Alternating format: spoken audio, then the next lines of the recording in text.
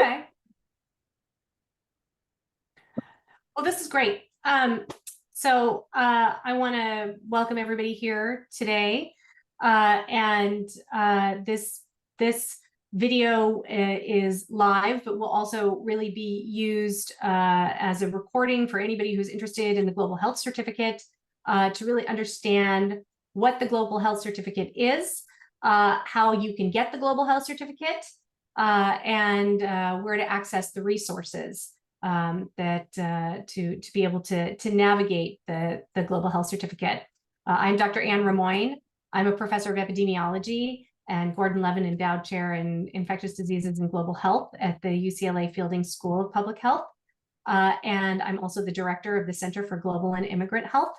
I want to welcome you, and I want to now pass the microphone, the proverbial microphone, on to Dr. Hallbrook, who is the program coordinator for the Global Health Certificate.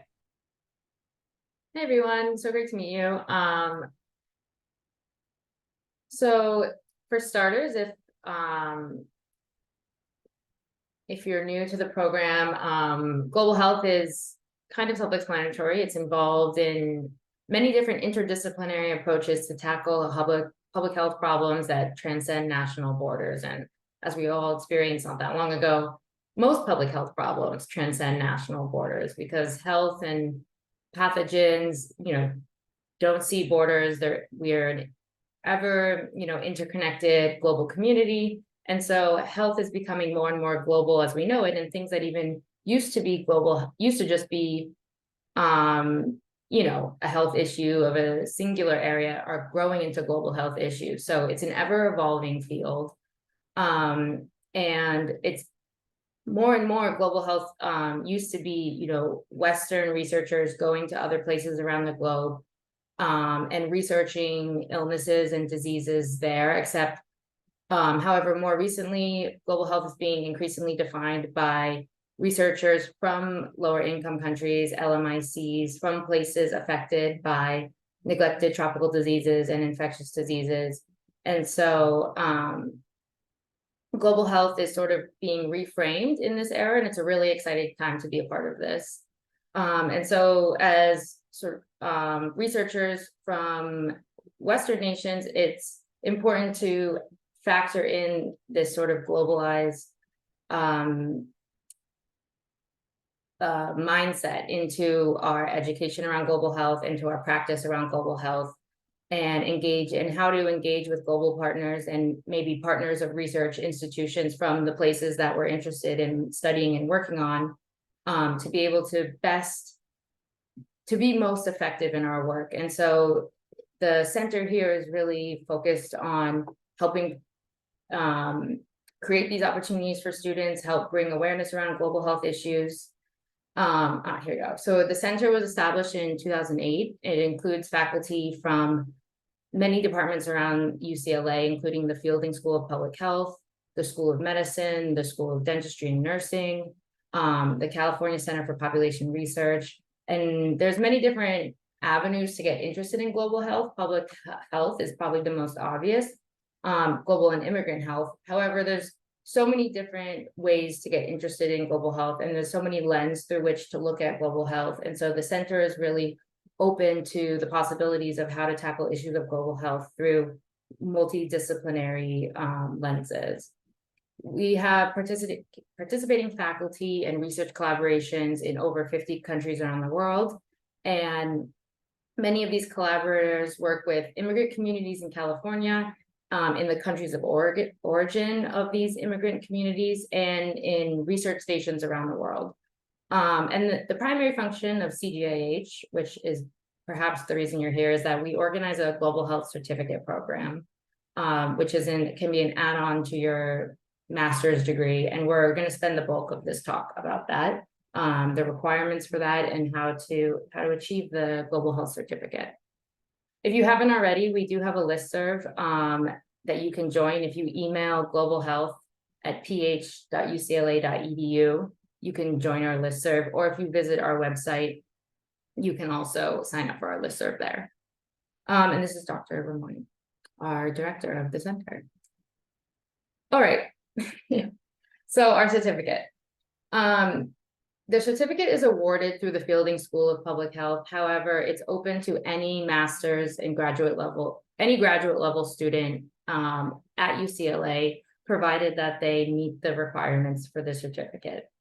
It's intended to provide a broad base of knowledge within global health to help advance your professional skills and competencies, and to provide a cross-cultural understanding of how global health issues can be integrated into local health outcomes, social behaviors, policies, and practices. In the public health community, you know, we're always interested in making that final jump from research to practice, translational research. And that's definitely a value at the center here. We also work to enhance, advocate for, and incorporate global health skills and methodologies into your post-UCLA work. So we're really hoping that the certificate is an opportunity to just move your professional skills forward in all the skill sets that you would need to be a global health practitioner. As I mentioned earlier, you do not need to be a student in the School of Public Health, but you do need to be a full-time enrolled graduate student at UCLA in good academic standing, which UCLA defines as a cumulative GPA of 3.0 or higher. And you need to complete the requirements during or before your last registered quarter at UCLA. So you need to get it done before you graduate. So we're going to go over each of these 5 steps in detail, but just a quick overview. The requirements for the certificate is foremost to complete 16 units of global health coursework, 1 core course and 12 units of electives, so that the core courses are 4 units and then 12 other units of electives. There is a pre-approved list of these electives on the CGIH website. And we'll talk more about that in a minute. And there's also a petition option available should a new class arise, should there be a class that we hadn't been previously aware of that meets the requirements that have a global health focus. So there's lots of coursework out there that's available for you. The second requirement is field experience in global health. This is going to be the internship. And generally for master's students, this is a summer internship. We ask for at least 10 weeks of summer work. And we've since COVID, there's been a big change into global internships, sending UCLA students around the globe. So we've done since 2020, we've done some modifications on this. And we'll talk about this in depth. And with a paper, and this paper is going to be sort of it's going to be the piece of work that you produce from your internship. So whether that's an academic journal or maybe a report or a poster and an abstract, whatever it is that you're producing as a part of your internship. And if you're in the public health school, the 400 course that you're required to take also asks for this. And so you're able to use, the idea is that you're able to use work that you've already produced as a part of your field work to meet this requirement.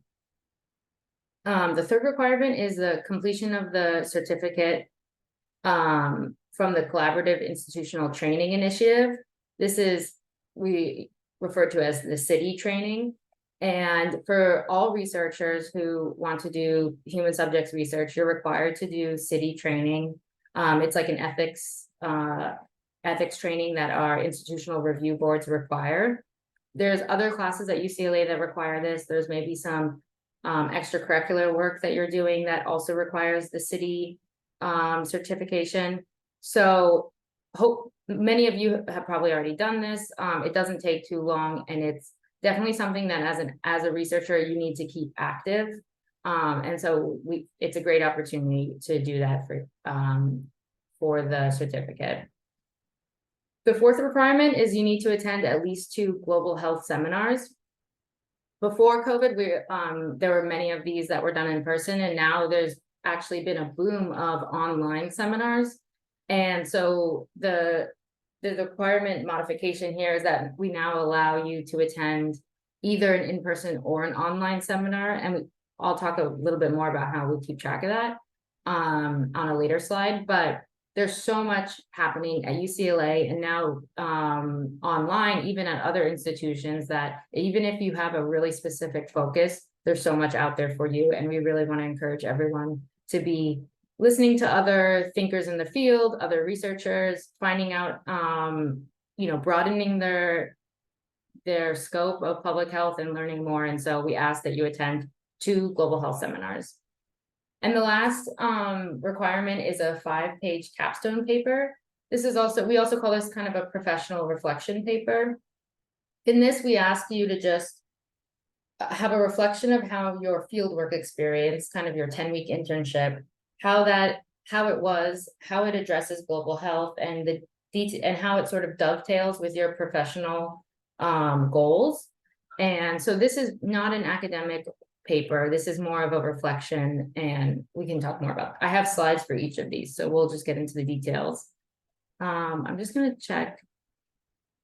It looks like we've been joined by some other folks. So I just want to let everyone know that since we are such a small group, I hope I gave everyone the option to unmute on the webinar, but if not, please be active in the chat. I'll be keeping track of it, and you do not need to save your questions to the end.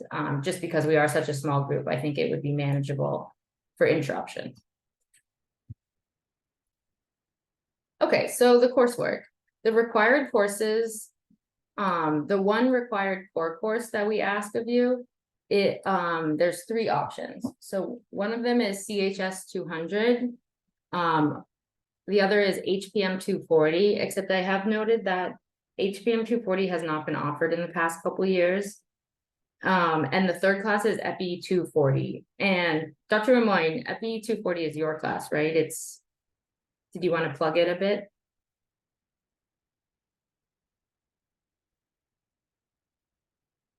I think she's on mute, but EPI 240, Dr. Ramoyne and I are both epidemiologists in the EPI department, so we have a little bias, but it's field trials of health interventions in low resource settings. And so it's a really interesting class and definitely sort of right in the wheelhouse. And so if CHS 200 or EPI 240 isn't already on your kind of class schedule that you have mapped out for yourself, I definitely recommend looking at when those classes are offered and planning it out. I know classes aren't offered all the time, every quarter, and that, as a master's student, you're maybe only here for 2 years. So it is really important that you do a little bit of planning to make sure that by the end of your time here, you will have gotten the correct amount of credits that you need. In addition to the additional units, so if each class is 4 credits, 12 additional units would be 3 courses. And I'm actually just going to cut out of here real quick and show the website. Screen sharing. Let's see.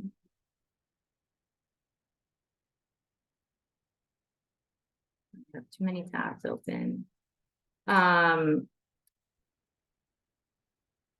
So here's our website, and on the Global Health Certificate tab, the requirements, you will be able to see the requirements, and under courses, you'll be able to see a list of all the global health courses, in addition to the link to the city training that we have pre-approved.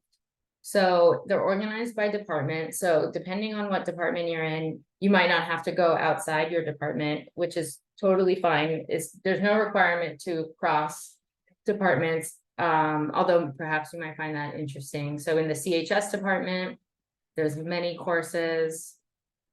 Forgive me for going quick. In the epidemiology department, environmental health sciences, in the education, health policy management, even outside of the School of Public Health, there's some courses offered that, see, this actually is it's cross-listed. But there's courses outside of public health as well that still meet the criteria for being either kind of global and local, global health and immigrant health. And so any of these are appropriate. And this archive are elective courses that seem to not be offered anymore at UCLA, but sometimes these courses pop back to life. So we just recently had a student who's nearing completion of the certificate who wanted to take a class in CHS that we didn't have listed. And actually it was a totally perfect global health class. It must have been newer or we hadn't heard of it yet. So she sent us an email and asked if that class would count, and we took a look at and she sent us the syllabus and we took a look and it was a simple yes. So if you find yourself in that situation, you can always reach out to us and see if a class works. We want to work with you. We want to make the experience of the Global Health Certificate a good one. There's tons of classes to choose from. So just be aware of that as you're maybe mapping out your course plan for yourself. Yeah, so this link is what we were just looking at. And there is a petition form. So are there any questions about the coursework before I just move on? It's pretty straightforward.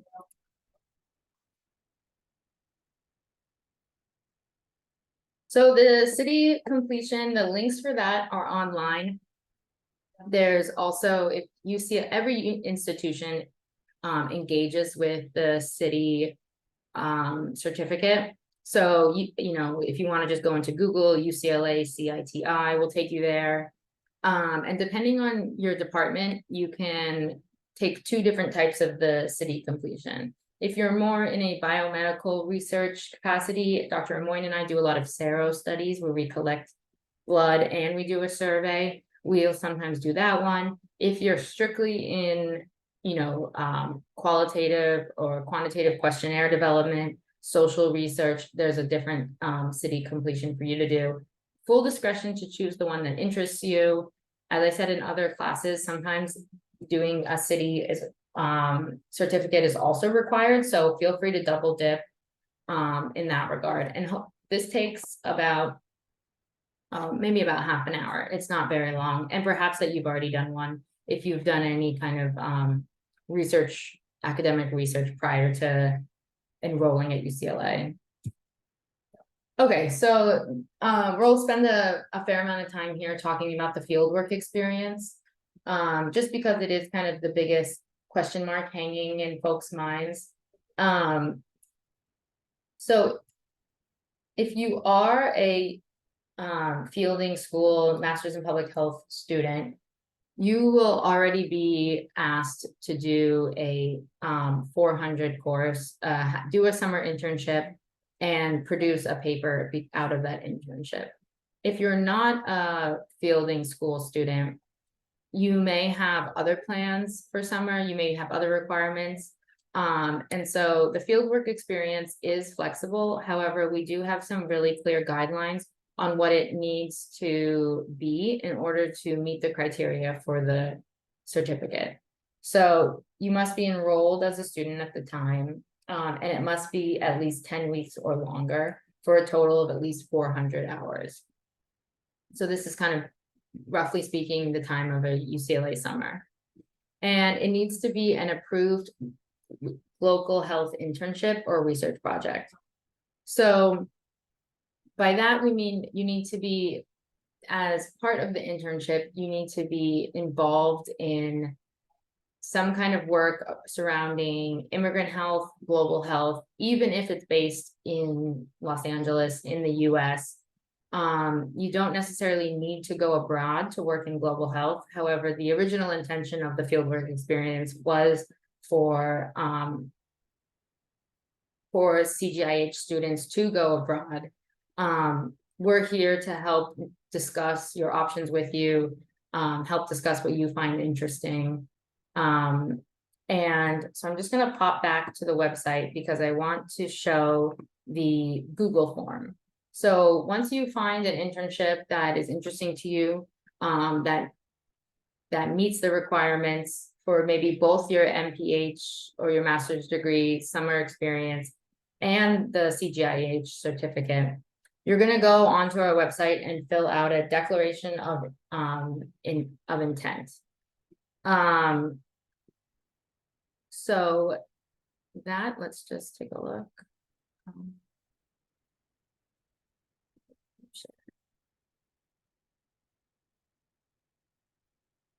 So here's the internship approval form. So you're just going to fill out a couple pieces of information about yourself, your email, your name, your department at UCLA, when you expect to graduate, some information about your internship, the organization, where the organization is located, and where the internship is located. So for example, you could be working for a professor at UCLA here in Los Angeles, but you're going to go abroad. So those would be those two pieces of information.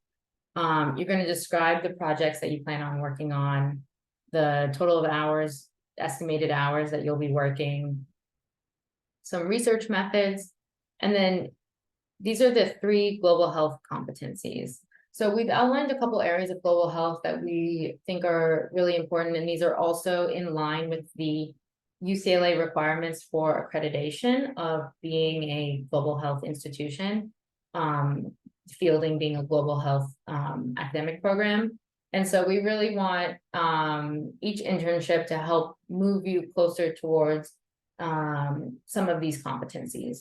So you will need to work with your internship preceptor to kind of understand this information. I know sometimes, depending on the institution you're working with, they can say, oh yeah, you're in, we want you, here's your start date, and they won't give you too much information, maybe upfront. So I really do encourage you to reach out and ask about that, and then any other comments, and you'll hit submit. You should get a response from us. You will get a response from us, letting you know that your internship has been approved. So I really recommend, I can't stress this enough, doing this before your internship starts, because the worst thing would be, you go through all the effort of setting up this internship, perhaps you're going overseas, and only to find out that maybe it doesn't quite meet the requirements that we have. And so and it won't take us, we'll have a pretty good turnaround on time between when you submit your declaration of intent and when we reply with a confirmation. But please be sure to do this in advance, so that way no one's plans get derailed and we are able to communicate about everything. I do just want to comment that the CGIH certificate is on top of your degree requirements. So if you do have an internship degree requirement, you also need to be talking with your departmental advisors, because just because you meet our requirements for being a global health focused internship doesn't mean that necessarily, although it likely does, that you've also met the requirements for, say, your master's degree.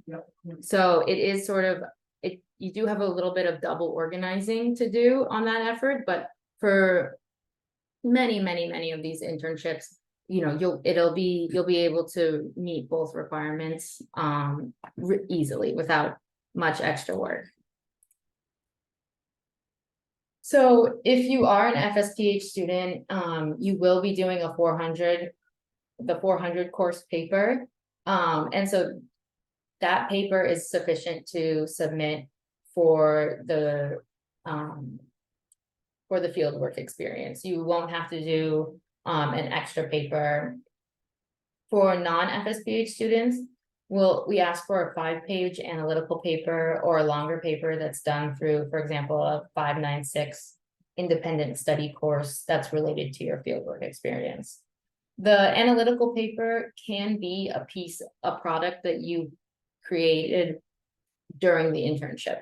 For example, if your internship is to write a report on an aspect of the organization's work, or a report on something that you worked on, but maybe a research report or a research brief, that kind of product you'd be able to submit for this. If you're having difficulty kind of conceptualizing this or understanding, again, please reach out to the email to us over the CGIH email. We're there for you. In terms of funding, there are certainly opportunities to receive funding for summer internships at UCLA. And it's definitely going to takes a little bit of, know how to find them. The number one, I think, is the GSRM, the Graduate Student Research Mentorship grant. I can't actually remember how much it is, but they accept a fair amount of students from UCLA each summer, where you have to just submit a brief application about what your summer plans are, how it's, what you'll be working on, how it's moving you towards your research goals and your professional goals. And so I highly recommend looking at that. The UCLA Grad Division has a ton of resources on funding, for general funding for students, specific funding for FSPH students, funding for students based on identity group or affinity groups. So there's lots out there. And I definitely recommend checking that out. And sometimes if you're signed up to the listserv, we send out lots of opportunities that come by from UCLA institutions and other institutions about summer internships, funding opportunities. So if you haven't signed up for the listserv, I definitely recommend it. Okay. I went over, I think, probably a bit of this, but students, you are responsible for finding and securing your own internship opportunity. Talking to your advisor is definitely helpful. Talking to peers, especially if you're in groups with master's students that maybe are a year above you, or doctoral students. And, if you go to a lecture and you find that it's really interesting, it's maybe right up your alley. I actually have had really good success just going up to the speaker afterwards and saying that you want to get involved. It can feel like a shot in the dark, except it's actually very fruitful. Let's see. Yes, keeping up with the CGIH. I would say the email right now is, we send out emails like once a week about opportunities, and I think from us that's probably our best method of communication.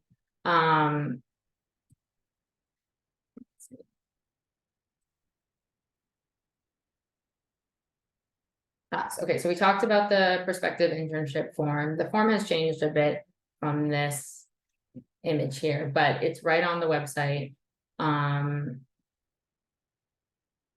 Okay, so the fourth requirement, the professional reflection essay. We also call this the capstone essay. It's some folks think of it, it's like a second paper. We ask for 5 pages double spaced. And it's due at the time of your application. We'd like to see an overview of the global health competencies that you feel you've been able to work towards as part of your coursework, your field work, your internship, the lecture series that you attended, information on how the certificate and the process, and your time as a student have worked towards your professional goals and your career goals. There's a little bit more information on the CGIH website, but we really just want to hear from you about how your time taking advantage of CGIH and your master's program has really helped you on a professional level. And okay, the global health seminars. So again, we do advertise tons of these through the listserv and on our website. There's events happening across UCLA, and in other schools, there's events that do have Zoom links, and we get some of those, and we'll share them as well. So in order to prove that you did attend these seminars, there's a lecture form that's on the website, and you can download it and attach it with either a screenshot of the webinar that you attended, or a copy of the email for your event registration. And if you went in person, the CGIH lecture form is what you can do to show that you went to 2 lectures. We definitely recommend going to more than 2. There's so much at UCLA to be involved in and to learn about. And speaking of, we actually have an upcoming seminar during International Education Week that is with Dr. Stephen Kwan and his colleague, Dr. Ahmad Walid Roshan. And Dr. Kwan is the president of Nutrition and Education International. And his lectures, his lecture is going to be on malnutrition among women and children in rural villages in Afghanistan. It's gonna be Wednesday, November 8th from 12 to 1, and we're going to have it in person in CHS 33105, and it'll also be available on Zoom. If you want to register on Zoom, the QR code is here, and so is the link. So I hope to see you there. This can definitely count towards one of your 2 seminars. It should be really interesting. So this is just some sort of general advice about, how to really make the most out of your time at UCLA, out of your master's degree and out of the Center for Global and Immigrant Health. So, tailoring your coursework to focus on global health issues that you're passionate about. I definitely I would say when I was a student, only took classes that I was really passionate about. I felt like there was plenty to choose from. And I think because of that, I really remember the stuff that I learned because I was just so fascinated by it. To regularly read the main global health journals. This one definitely takes a little bit of elbow grease. We've listed some of them here. There's at Global Health Hub, there's a really nice discussion about global health journals, but some of the major players are Lancet Global Health, BMJ, Health Policy and Planning. To get involved in organized events related to global health, there's so many student groups that you can join, where you have the opportunity to talk to other students who have already done international internships and international work. And students really have the best advice about how to hustle and how to find things. Attending skill building seminars and topics related to global health. And then finally, keeping your language skills up to date. If you already are bilingual or multilingual, it's just such an asset. If you're not, as I would know, it takes a lot of work. So keeping it up to date, staying on Duolingo, taking language courses at UCLA, all, can help you become a really great global health practitioner. So lastly, how to submit. For many of you, that might be kind of a ways away, but we have sort of a couple dates to keep in mind. So students should complete the declaration of intent form by week 10 of their spring quarter of their first year. So at the end of their first year of graduate study, we ask that you fill out a declaration of intent form to help us keep track of you. And that way we're able to check in and make sure that you have all your documentation by the time it's ready to graduate. If you if you miss this, or for folks who maybe aren't on this call and hear about it late, it's not a requirement for the certificate. If you just found out about it, the certificate right before, and let's say you realize that you met all the criteria, that wouldn't be a problem. You might have a big scramble at the end, but if you are feeling like you want to go for the global health certificate, filling out the declaration of intent form really helps keep you locked in with us, helps keep lines of communication open to ensure that everything is going smoothly for your graduation.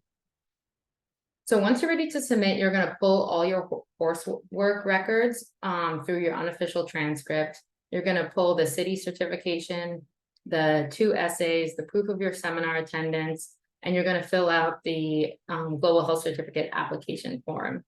And we'll continue to communicate about this, and it's also on our website, but you're going to put all of that information into one PDF. And it's just going to be one long application. And then you'll submit it through, I need to check if the submission portal is on our website, but you'll submit it either on our website or over email. And I know it can kind of feel like you're firing it off into the void, but around the time of the end of the year, we are ready for everyone's applications and we're going through them.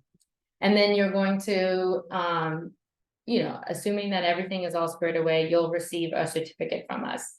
And I just want to note that the Global Health Certificate is not something that we're able to put on your official transcript. There's really strict rules at the university about what can and can't go on the certificate, but you will be supplied with a certificate that's signed, I believe, by graduate division, and that you'll be able to put on your resume, of course.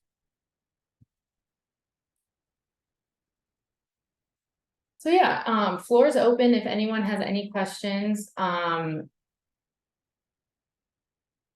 see that your hand's raised. Are you able? Okay, great. You're able to unmute.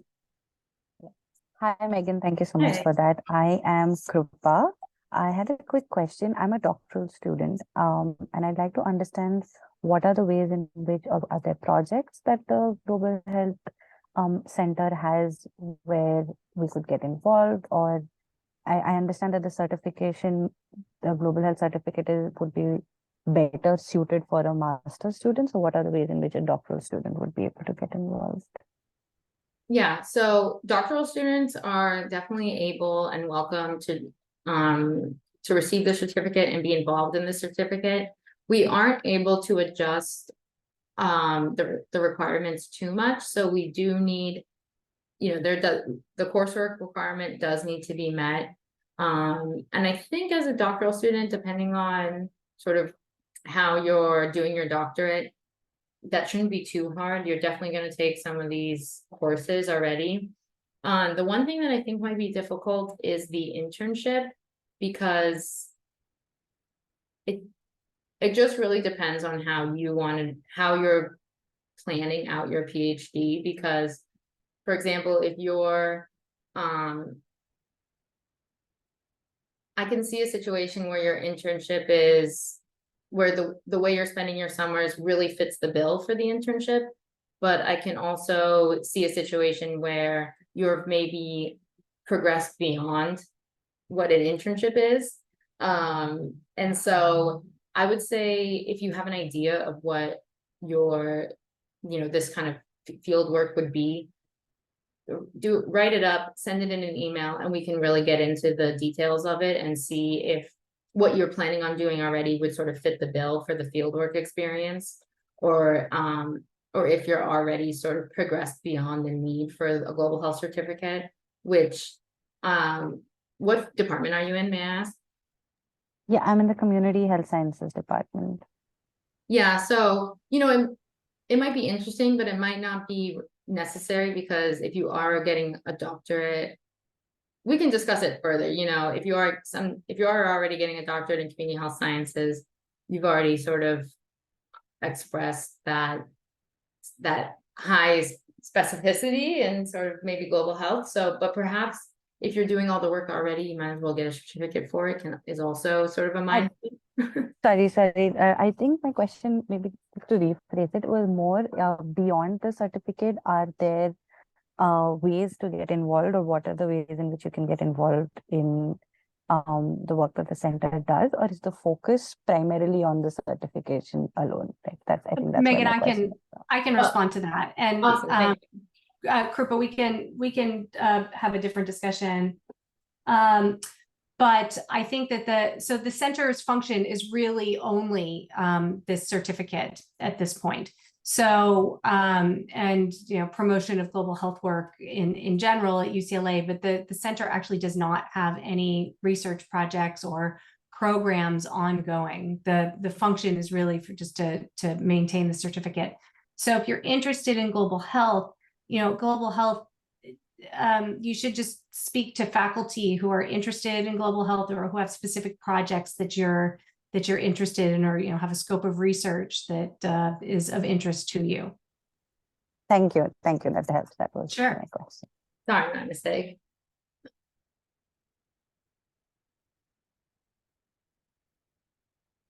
All right. Anything else?